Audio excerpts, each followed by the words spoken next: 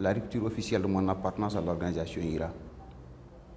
J'avais tout simplement dit que c'est un divorce ou une divergence de point de vue avec mes camarades au niveau du sommet qui assure la gestion de l'organisation IRA, de bureau exécutif, notamment avec mon ami, mon camarade, mon président, mon ex-président, Biram Daoula Beït. Par rapport à des questions stratégiques, par rapport à la façon dont l'organisation IRA est gérée dans son fonctionnement, qui pour moi doit tout simplement obéir et respecter les principes de fonctionnement qui sont déjà régis par des textes qui existent. Mais si je dois être bref, c'est surtout par rapport à une divergence de point de vue lors du procès en appel de Juerat, à l'issue duquel nous avons été remis en liberté.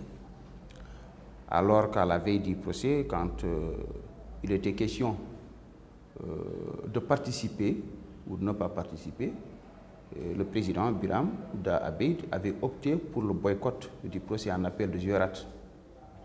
Ce n'était pas mon point de vue pour les raisons suivantes. Le procès en appel a eu lieu suite à notre demande. C'est nous qui avions fait appel. C'est nous qui avions rejeté le verdict du tribunal de première instance qui nous avait condamnés et qui m'avait condamné particulièrement à 15 ans d'emprisonnement. C'est nous qui avions révisé ce verdict et on a fait l'appel. En même temps, nous avions demandé aussi au collectif des avocats qui nous avaient défendus de faire un appel. Il y a eu 2 appels.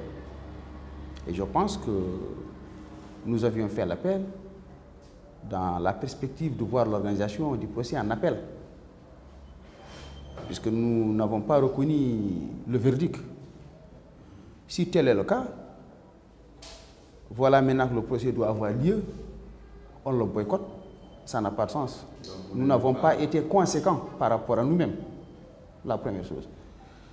La deuxième chose, participer à l'appel pour moi était une opportunité pour nous de faire de cette tribune une audience et de nous adresser au public et au peuple mauritanien et à l'international pour faire connaître c'est quoi IRA, quelles étaient nos ambitions, quels étaient nos objectifs et de prouver une fois encore que IRA était une organisation pacifique et que nous n'avions pas été liés à ce qui s'était passé à cette fameuse affaire dite Gazara Bouamot pour laquelle nous avons été arrêtés et condamnés à des peines si lourdes. D'autant plus que lors du premier jugement à Nouakchott, par le premier instance, les avocats s'étaient retirés et nous n'avions pas comparu.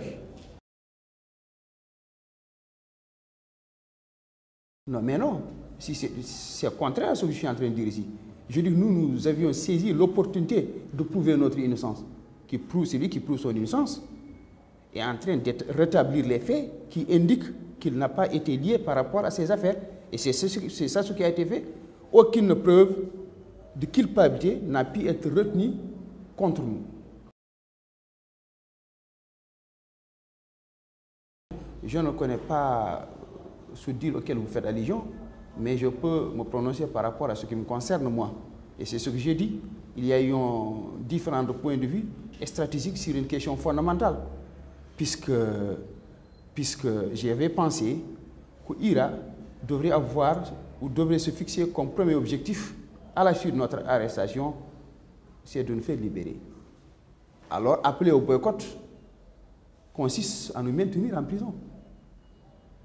Moi, je n'avais pas, jusque-là, je n'ai pas d'explication pour cela. Et je veux jusque-là savoir qu'est-ce qui avait commandé, qu'est-ce qui avait dicté cette attitude du président de l'IRA, Biram Daoula Beït. Je veux le savoir, puisque vous le savez bien, lorsqu'il était en prison avec le vice-président Brahim Bilal Ramadan, vous saviez bien, comme je l'ai dit, nous avons organisé plus de 82 manifestations qui avaient été réprimées dans le sang. Non, du tout, du tout. Le procès s'est passé dans de bonnes conditions, 3 jours durant, au cours desquels nous avons comparu. J'ai pris la parole pour m'exprimer durant 3 heures de temps d'horloge, pour prouver tant sur le plan juridique, sur le plan technique, sur tous les plans, que nous étions innocents. Non seulement moi, mais mes camarades. Et à leur tour, chacun d'entre eux a pu faire la même chose. Quel deal? Quel genre de deal? Je voudrais savoir, j'aimerais le savoir.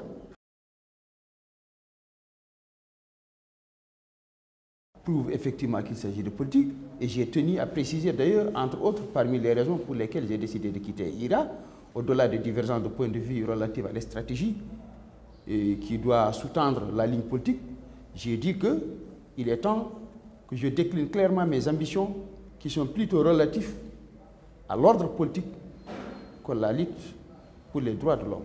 IRA est une organisation à vocation de lutte des droits de l'homme. Alors, j'ai dit que par le passé, tantôt nous sommes dans les droits de l'homme, tantôt nous sommes dans la politique, lorsque le président avait décidé avec l'organisation de verser dans la politique, et j'ai été son directeur national de campagne, j'aimerais décliner la prochaine fois mes ambitions qui étaient claires, qui sont politiques. Donc, l'organisation que mes camarades et moi sommes en train de mettre sur pied est une organisation politique, est une formation politique qui s'appelle le Front républicain pour l'unité et la démocratie. J'ai décliné ces ambitions préliminaires. C'est politique. Ça n'a rien à voir avec le droit de l'homme, quand bien que j'ai toujours dit qu'il est difficile aujourd'hui, même par le passé, de dissocier droit de l'homme et politique. Ça converge dans les faits et dans les actes.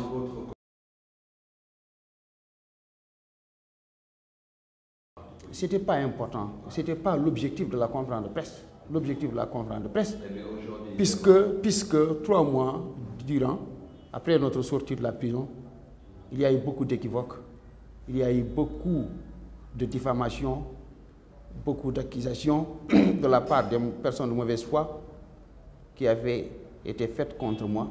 Il était temps que je me dévoile, il était temps que je rétablis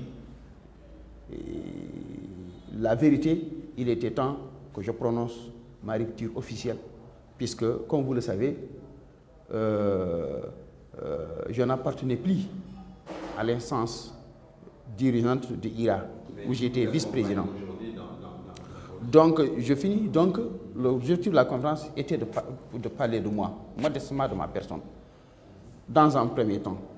Mais ensuite, quand perspective, puisque je ne suis pas seul, j'étais tenu de parler de nous, puisque ce n'est pas à moi seul de créer cette organisation politique, cette formation politique, mais avec des camarades, avec des Mauritaniens qui sont, pour certains, ici, en Mauritanie, pour d'autres qui sont à l'étranger. Donc, je parlais de nous. Non, ce n'est pas la peine, puisque je dis qu'au maximum dans 3 mois, nous irons faire le congrès public. Il se passera dans un grand endroit public, et tout est connu. Je ne peux pas me permettre, puisque nous sommes dans des consultations. C'est vrai, c'est depuis très longtemps. Mais tant qu'on n'est pas encore à la veille du congrès, on ne peut pas être certain que tout le monde va aller avec nous jusqu'au bout. Il est possible que les gens se rétractent, tout est possible. Vous savez, les formations politiques, c'est comme ça. À chaque fois qu'on doit mettre en place les instances, il y a des mécontents. Il y a d'autres pour des raisons. De parler de mécontents. Non, mécontents par rapport à la répartition des responsabilités souvent, puisque je parle sur la base de l'expérience que j'ai connue dans les instances. C'est passé à IRA, c'est passé à la JDMR. Il y avait des militants qui sont très importants, mais qui, puisqu'ils n'ont pas pu se retrouver dans les instances, notamment dans le bureau exécutif, ils sont partis. Et ces choses, c'est des choses qui se décident avant même le jour du congrès. Ça, c'est une raison, ça peut être d'autres raisons également. Comme vous le savez, même après la formation des partis politiques, les mouvements politiques ont quand même l'habitude de connaître toujours des départs.